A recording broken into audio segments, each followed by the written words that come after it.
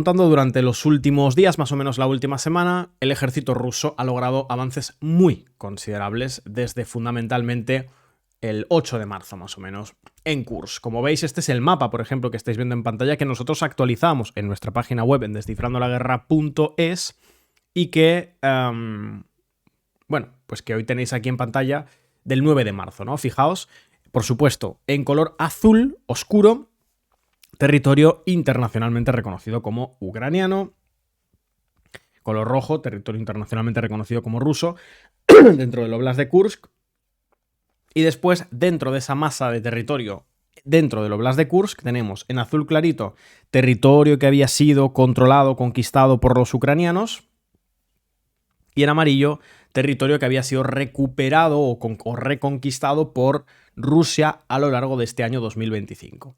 Importante recordar que el territorio de Kursk, esa porción de tierra en Kursk, en el Oblast ruso de Kursk, que controlaba Ucrania, estaba llamado a ser una de las principales cartas de negociación de Kiev, del gobierno de Zelensky, a la hora de sentarse en la mesa de negociación con el gobierno ruso. Su idea, como sabéis, era conservarlo hasta el momento de esas negociaciones para poder intentar usarlo para exigir al gobierno ruso pues contraprestaciones o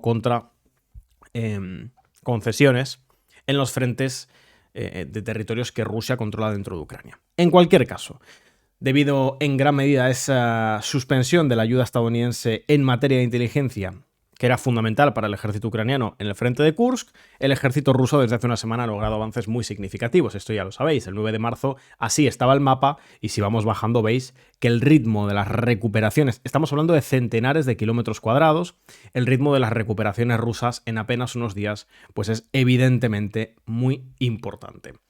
Todo esto lo habéis estado siguiendo con mi compañero Ale, que hizo un bloque, con mi compañero Jorge, que hizo un bloque, pero es que aunque antes de ayer, ya tocásemos este tema, realmente tenemos que volver a hablar del frente de Kursk, porque los avances son, en fin, pues continuos, significativos, decisivos, y además se vinculan con lo que hemos dicho de ese fin de la ayuda estadounidense. Fijaos, esto lo actualizábamos ayer.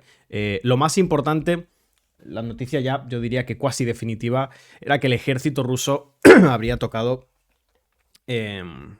habían logrado capturar la ciudad de Sucha.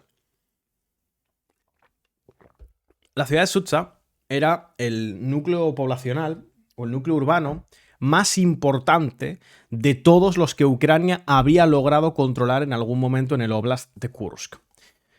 Tras los avances rusos durante los primeros días después del fin de esa ayuda, pues la clave la pusimos ahí. Vamos a ver, ya la duda ya no era realmente, por cierto, Eve Esteban, gracias ahí que te veo en YouTube, que además eres miembro, muchísimas gracias por el apoyo. Otra forma de apoyarnos en YouTube es haciéndoos miembros y con los superchats, por supuesto.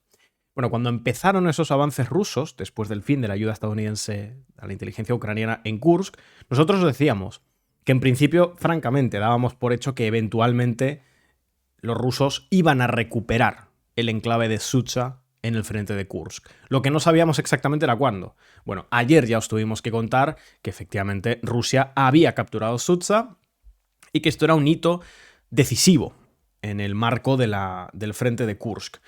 Ayer mismo teníamos, esta misma mañana teníamos, como veis en pantalla, lo voy a ir reproduciendo, le quito el sonido, es así, a Vladimir Putin, al presidente de Rusia, indicando que había instado al ejército ruso a retomar completamente la región de Kursk.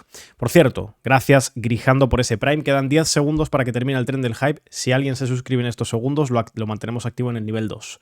Tiene que ser ya. En cualquier caso, muchas gracias Grijando por ese Prime. Primer mes con nosotros. Muchísimas gracias por estrenarte y gracias por tu apoyo. Gracias ahora a Senglar también por ese Prime, 19 meses que lo renuevas. Gracias por acordarte de hacerlo manualmente. Seguimos con ese objetivo, nos vamos acercando. Y nada, muchísimas gracias, por supuesto. Bueno, teníamos, como digo, esa declaración, ese discurso, ese comunicado por parte del presidente de Rusia, Vladimir Putin, indicando que había instado ya de manera total, de manera definitiva, al ejército ruso a que retomase por completo el control de la región de Kursk y anunciando que los soldados ucranianos capturados en Kursk serían tratados como terroristas, en lo que es evidentemente un intento de que los soldados ucranianos que queden en el territorio de Kursk pues simplemente abandonen y se pueda producir la recuperación completa del territorio en horas. Fijaos, esta es la situación actual. Más allá de Sucha, el ejército ruso pues ya avanza hacia el sur. Es cuestión de horas o de días que Rusia termine de controlar nuevamente todo el territorio de Kursk. Y esto significa dos cosas en lo estratégico. Lo primero, que Rusia podrá establecer una buffer zone más allá de sus propias fronteras, muy probablemente incursionará en territorio ucraniano durante unos kilómetros para establecer algo así como una zona de contención que de alguna forma adelante las propias fronteras rusas en el frente de Kursk, o más allá de Kursk, evidentemente dentro de Ucrania. Y en segundo lugar, quizá lo más importante, que cuando Rusia definitivamente recupere este territorio en Kursk, pues Ucrania habrá perdido ya de manera total su principal baza de negociación territorial.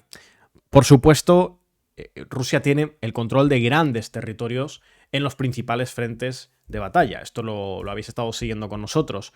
Obviamente, el Oblast de Kursk o una región, un fragmento en el Oblast de Kursk por sí solo no iba a suponer un cambio decisivo en las concesiones. Es decir, es evidente que en el marco de una negociación realista, Ucrania no podía exigir que Rusia abandonase por completo los territorios en el este de Ucrania a cambio exclusivamente de abandonar el Oblast de Kursk, porque sabemos que incluso antes de que Estados Unidos dejase de brindar esa ayuda a la inteligencia ucraniana, Rusia estaba avanzando en Kursk. De hecho, fijaos, si nos vamos unos días atrás, mirad, este es el tuit en el que informamos de que Estados Unidos había suspendido la ayuda a la inteligencia.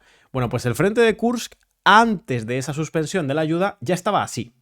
Como digo, esa franja amarilla es territorio ruso, territorio que los rusos habían recuperado en Kursk a lo largo del 2025. Es decir, que efectivamente Rusia estaba logrando avances en Kursk. Lo que pasa es que eran avances relativamente lentos. Nosotros hablábamos ya antes de la suspensión de esa ayuda de que el escenario más probable es que en algún punto en los próximos meses Rusia lograse recuperar el control completo de Kursk. Pero bueno, Ucrania tenía la opción de conservarlo de cara a esas negociaciones.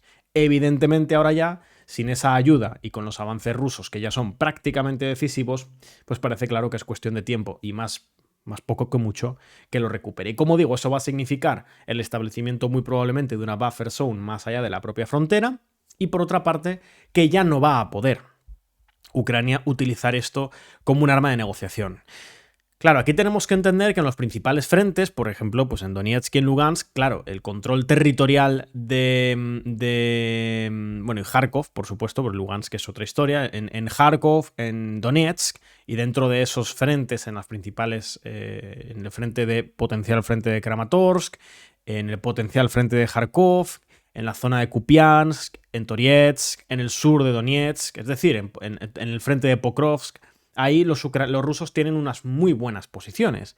No significa que únicamente con Kursk los ucranianos hubieran podido exigir la salida total de los rusos, evidentemente, pero bueno, ya era un arma con la que podrían haber conseguido eventualmente alguna concesión.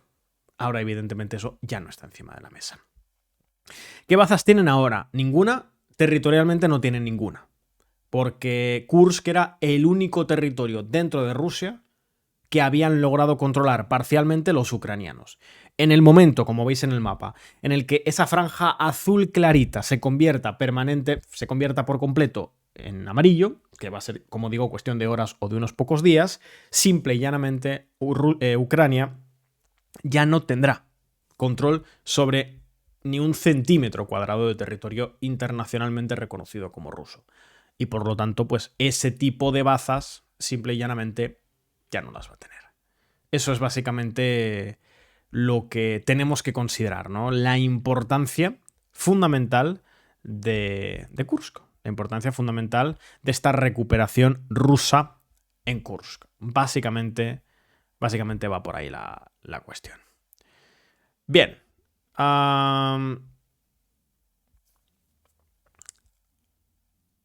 Ok, vamos a mirar un poquito el chat antes de nada. Por lo que ha dicho Putin, no tienen mucha intención de aceptar el alto el fuego. Bueno, el otro día estuvo mi compañero Ale comentándolo, y lo cierto es que los términos del alto el fuego que se ha acordado entre Ucrania y Estados Unidos no son muy realistas en la fase actual del conflicto, en los términos explicitados, teniendo en cuenta los intereses rusos. Aquí siempre hablamos no de lo que se desea, sino de la materialidad del conflicto y de las posiciones realistas. Lo cierto es que Así como en su momento decíamos, Ucrania, más allá de lo que declare querer hacer el gobierno de Zelensky, tiene tal dependencia de los Estados Unidos que simple y llanamente, independientemente de lo que performe, independientemente de lo que muestre de cara a la galería, va a tener que aceptar aquello que le imponga el gobierno de Estados Unidos. Eso era evidente. Más allá de eso, pues si vamos a la parte de Rusia, pues es un poco lo contrario. La materialidad del conflicto en los frentes beneficia a Rusia. Rusia lleva muchos meses consiguiendo avances sistemáticos.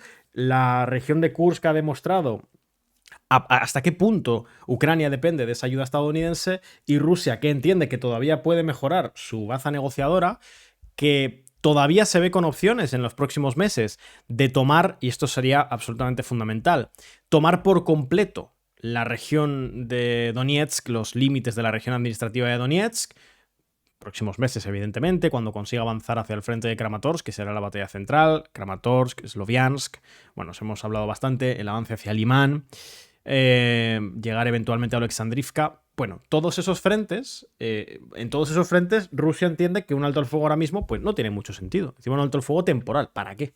Pues desde los intereses rusos, desde un punto de vista de los intereses rusos, la verdad es que no tiene mucho sentido aceptarlo. Lo cierto es así. Bien.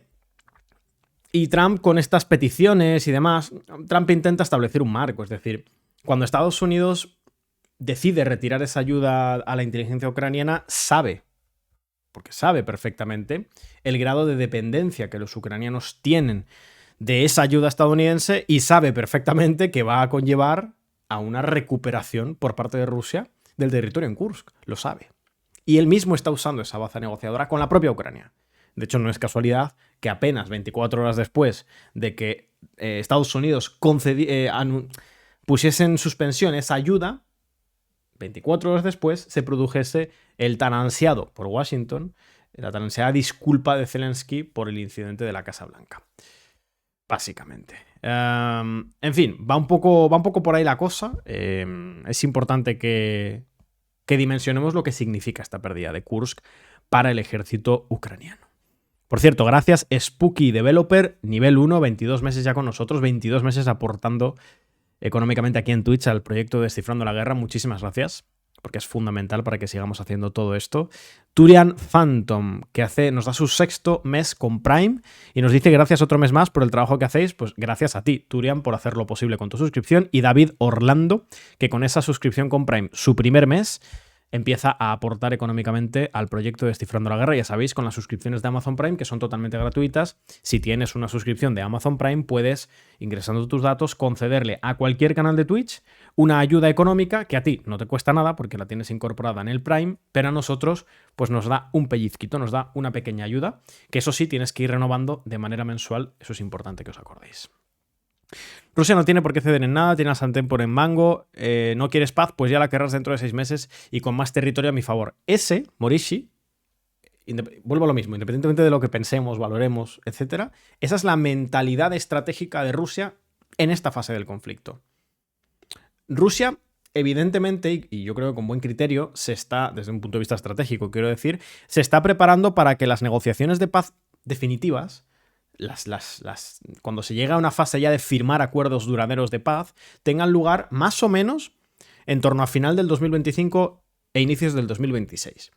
Y que realmente lo que va a haber a lo largo de este año son acercamientos diplomáticos que Rusia intentará muy probablemente expandir en el tiempo, es decir, ralentizar que se produzcan, y mientras tanto seguir avanzando en los frentes, porque si Europa no tiene voluntad real de entrar con boots on the ground, de entrar realmente en el terreno a combatir del lado ucraniano, si Estados Unidos no está dispuesto a seguir apoyando a Ucrania como hasta el momento lo había hecho, y si sabemos, porque esto es una cuestión material, que Europa no tiene la capacidad, ni la tendrá en unos cuantos años, de sustituir a Estados Unidos, el tipo de apoyo que Estados Unidos le da a Ucrania sobre el terreno, si combinamos esos 3 factores y sumamos el hecho, constatado durante ya muchos meses, de que estando como están las cosas, ya como estaban con Biden, imaginaos ahora, Rusia simple y llanamente en los frentes está ganando, es decir, cada día que pasa, cada semana que pasa, Rusia avanza en los frentes de Donetsk, en el frente de Kharkov, y recupera Kursk. Pues Rusia lo que dice es, mira, a mí de momento esta tesitura me sirve, yo voy a seguir avanzando fundamentalmente en el frente de Donetsk, voy a recuperar Kursk, que era un objetivo que tenían a largo plazo y lo van a conseguir en una semana, yo voy avanzando en Donetsk, voy acercando posturas con Estados Unidos, me aseguro de no tensar demasiado la cuerda para que Estados Unidos no vuelva a una posición parecida a la de Biden.